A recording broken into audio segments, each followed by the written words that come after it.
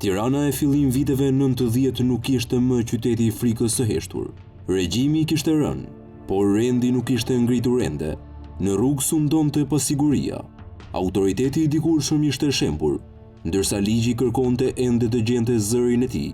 Në këtë boshllëk pushteti, lindi një brez i ri të fortësh, djem rrugësh, të rritur mes mungesës, revoltës dhe adrenalinës së një epoke që po shpërbëhej. Mes tyre, një emër do të bëhej legjend.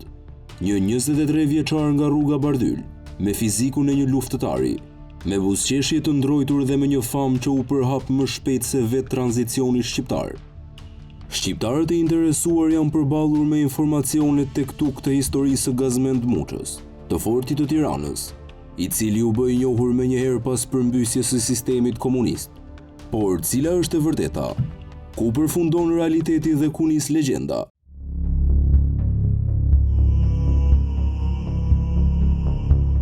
Drejtuesi një grupi bashkëmoshatar është Rrugës Bardyl.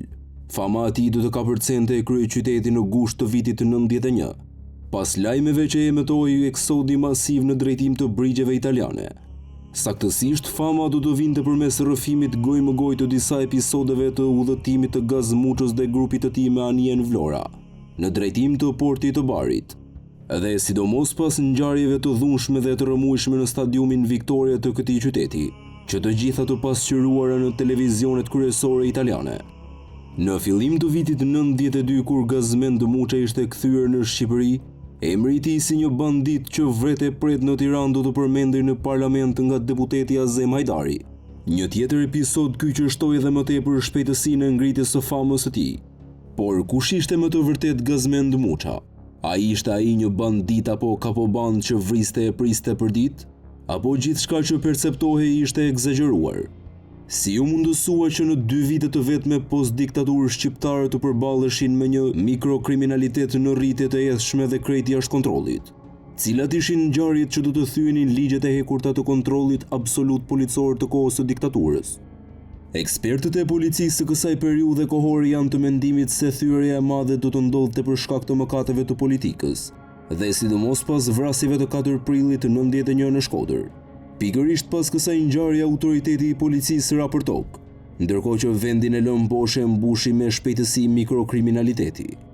Gazmend Muça, i vitlindjes 1969, djali i një berberi me origjinë nga Kavaja, ishte bërë i famshëm mes bashkëmoshatarëve të vet të Rrugës Bardyl që në vitin 85, në moshën 16 vjeçare. Kjo sepse adoleshenti Gaz Muça i kishte injektuar vetes besimin në një njeriu fizikisht të pathyeshëm. Ai duhet të dilte fitues me çdo kusht në ndeshjet e boksit mes bashkëmoshatarëve. Edhe po të mundej, ai do të vijonte të ftonte të tjerët në duel derisa një ditë i ulte në tokë. Mëtej, të gjithë ata që rrihte ai i bënte miq. Atraksioni i parë i Gaz Muçës rrëfehet të kenë qenë pëllumbat. Kënaqësia tjetër e madhe e Gazmend Muçës ishte kalorimi dhe mundësisht pjesëmarrja në ndonjë garë me kuaj. Gazmend Muça do ta paguante shtrenjtë dëshirën për të kaloruar. Në vitin 1988, në moshën 19 vjeçare, Gazi vjedh një kal në fermën Gjergj Dimitrov të Saukut, por duke zbritur në rrugën e Elbasanit, përplasen me një kamion. Gazi shpëton mrekullisht. Gjykata e dënon Gazmend Muçën me 8 muaj burg për dëmtim të pasurisë socialiste. Për habi, shteti i kohës vendos ta mbyllë të fortin e Rrugës Bardyl në burgun e Spaçit. Gazmend Muça kthehet në Tiranë në vitin pasardhës.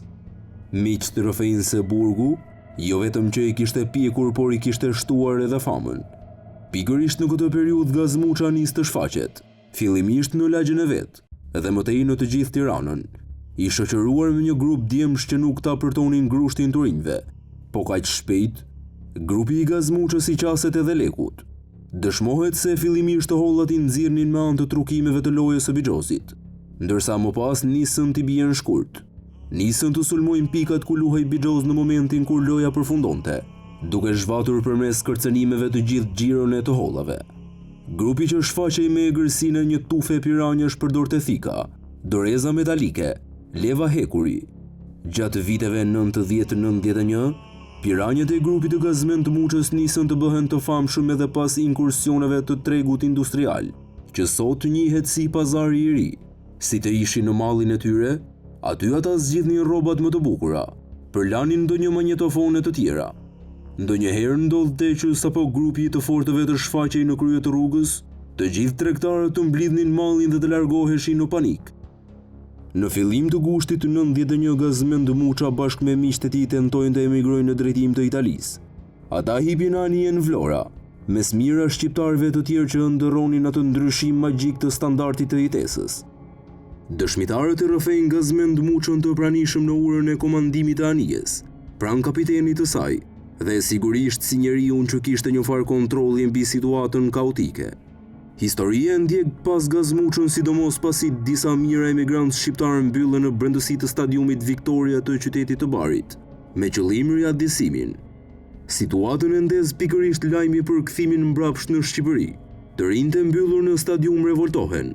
Reagimet, në raport me policinë, me kalimin e orëve bëhen të dhunshme. Ndërkohë në brendësi të stadiumit, grupi i Gazmuçës nis të bëjë ligjin. Policia dhe asistentët e kryqit të kuq detyrohen të largohen. Kaosi shtrohet këmbë kryq. Miqtë rrëfejnë se në mes të rrëmujës së krijuar Gazmuça arriti të vendoste të paktën një rregull, të cilin nisën ta respektonin të gjithë. Falti, ushqimet që hidheshin nga ajri me helikopteru ndaheshin së pari fëmijëve dhe grave. Por situata bëhet tetë e rrezikshme kur grupi i Gazmuçës thyen dyert e një ambienti në brendësi të stadiumit, duke zbuluar një depo armësh zjarri. Ishte një arsenal i tërë, përfshirë automatik, pistoleta deri tek pushke sniper. Pak minuta më pas, krismat në ajër nisin të trazojnë, jo vetëm shqiptarët në brendësi të stadiumit, por edhe policinë rreth tij. Shpejt perimetri i stadiumit rrethohet nga forca policore dhe ushtarake, por aventura vazhdon. Gazmuça me grupin e tij të gjithë të armatosur hipin në një autobus dhe tentojnë të çajnë korridoret e policisë me qëllim për t'u arratisur, por pengesat me bloqe betoni i ndalojnë. Pas bllokimit nisën tratativat për bisedime.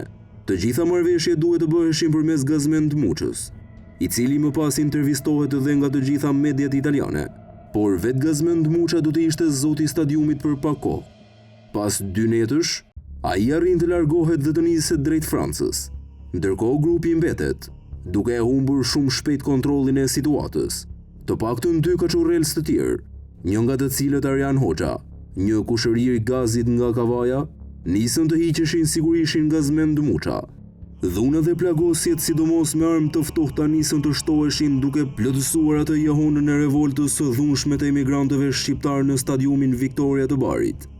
Gazmend Muça kalon pak muaj në Francë dhe Gjermani, por nuk bindet që të nisë jetën e një emigranti. Përfundimisht, pas 4 apo 5 muajsh, në fund të vitit 1991, Gazmend Muça kthehet në Tiranë, ku krejt papritur përballet me famën e vet të shumë fishuar. Fillimi i vitit 92 i gjen shoqërinë e Gazmuçës të zgjeruar. Veç grupit të fortëve, ai kishte shoqëri edhe me pjesëtar të forcave speciale të policisë dhe personazhe të tjerë, që vite më vonë do u vinte radha të bëheshin të njohur. Ndërkohë në qytet, partitë politike kishin nisur fushatën për zgjedhjet parlamentare, që do të mbaheshin më 22 mars 92. Pikërisht në këtë periudhë Gazmend Muça bën një lëvizje që megjasa do i kushtonte shumë. Në një rast, i thirrur nga disa miq gardist, ai ndihmon Partinë Socialiste të përmbyll një miting të shoqëruar me antimiting, ku një grup të rinj kishin sulmuar me gur dhe me leva. Pas fitores së Partisë Demokratike në zgjedhje, nuk dihet se pas çfarë shtysa apo argumenti, deputeti Azem Hajdari gjatë një fjalimi në parlament nis të akuzoj policinë që nuk arrestonte të fortin e Tiranës, Gazmend Muçën, i cili vriste e priste në lagjen e tij. Sipas miqve, Gazmend Muça ishte i acaruar së tepërmi. Ai i kishte çuar fjalë Azemit se kur ta mbërthente, do ja qethte flokët tull. Policia e merr në mbrojtje deputetin Azem Hajdari deri në realizimin e një takimi mes të dyve. Njeriu që bën bashkë dhe ul në bisedime Gazmend Muçën me Azem Hajdarin do të ishte një tjetër i fortë i Tiranës, Nehat Kulla. Madje edhe takimi mes të dyve realizohet diku në periferi të Tiranës, në zonën që kontrollohej nga Kulla. Sipas dëshmitarëve, biseda kishte nisur me tone të ngritura, më pas të dy ishin shtruar, duke u ndarë si miq. Por për Gazmend Muçën nuk kishte mbetur shumë kohë. Në fillim të prillit 92 një incident i rëndom do t'i ndërpriste udhëtimin e jetës. Shkak për incidentin do të bëhej Landi, vëllai i Gazmend Muçës. Ngjarja nis në afërsi të stacionit të trenit rreth orës 11 të datës 7 prill 92, kur Land Muça dhe Gent Hajdari tentojnë t'i marrin motorcikletën një të njohurit të tyre. Ngjarja zhvillohet në prezencë të Franz Konomit, një tjetër i fortë i Tiranës, të cilin Gaz Muça dhe grupi i tij nuk e konsideronin. I ndier i fyer, Franz Konomi e zgjedh t'i jap një shembull Land Muçës. Ndërkohë Gazmend Muça, 7 prillin e vitit 92, ditën e fundit të jetës, e kishte nisur me realizimin e disa fotografive, që do të ishin po ashtu të fundit. Mëtej rreth orës 12:30 Gazi hipën makinës së vet, një Opel me targa gjermane, dhe shkon të blej boj pasi ishte i fiksuar ta lyente në gjyrë të bardhë. Për fatin e keq të tij, ndërmarrja ku u ble boja gjendej përballë shtëpisë së Naim Zyberit. Incidentin me Franz Konomin Gazit ja rrëfejnë rreth orës 14. Ai nuk humb kohë për të marrë hak, por Francin nuk e gjejnë as në lagje, as në përpikat e zakonshme të Bixhosit. Në minutat e fundit të jetës, rreth orës 17, Gaz Muça gjendej te Xhomlliku, ku një tregtar makinësh sapo kishte sjell një Ford Sierra, që Gazi i kishte pëlqyer dhe po i prishej mendja ta blinte. Pikërisht në këto çaste pranë tij kalon një autovetur, nga ku zbret Naim Zyperi me Kalashnikov në duar.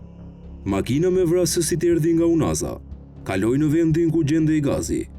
U kthye mbrapsht rreth 100 metër më lart dhe ndaloi përballë grupit të njerëzve që rrethonin Gazmend Muçën. Dëshmitarët tregojnë se Gazmend Muça edhe pse pa Naimin me Kalashnikov në duar, nuk bëri asnjë hap pas, duke i pritur plumbat ballazi, ndërkohë që të gjithë të tjerët ishin larguar në panik. Sa është kuptuar më pas, organizatori i vrasjes ishte pikërisht Franz Konomi, i cili ishte i friksuar nga hakmarrja e Gazit për shpullën ndaj vëllait të tij. I njohur për veprimet inzare, ai kishte futur në lojë Naim Zyberin, duke i mbushur mendjen se Gazmend Muça kërkonte ta vriste. Naim Zyberi besohet të jetë bindur pasi ka verifikuar se atë ditë Gazmend Muça kishte qenë në afërsi të banesës së tij, pikërisht në dyqanin ku kishte shkuar të blinte bojën e makinës. Naim Zyberi, ekzekutori drejt për drejt i Gazmend Muçës, u arrestua pak muaj më pas, më 10 shtator 92. Gjatë zhvillimit të gjyqit që e dënonte me 25 vite burgim për vrasje, ai u mundua të luante kartën e papërgjegjshmërisë mendore, por kjo dështoi. Ceremonia e varrimit të Gazmend Muçës ishte madhështore, edhe pse binte shi i fortë për t'i dhënë lamtumirën djaloshit 23 vjeçar shkullet gjysma e Tiranës, duke realizuar një procesion të ngjashëm vetëm atë të Enver Hoxhës. Ekzekutimi i Gaz Muçës do të mbyllte një epokë. Me vrasjen e tij mund të thuhet se përfundoi epoka e dominimit të fortëve që e fitonin famën përmes guximit dhe forcës fizike, për t'i hapur rrugën nisjes së një epoke të re, një lloj tjetër të fortësh, të cilët në vend të grushtave do të përdornin armët e zjarrit, në vend të burrërisë, intrigën dhe pabesinë.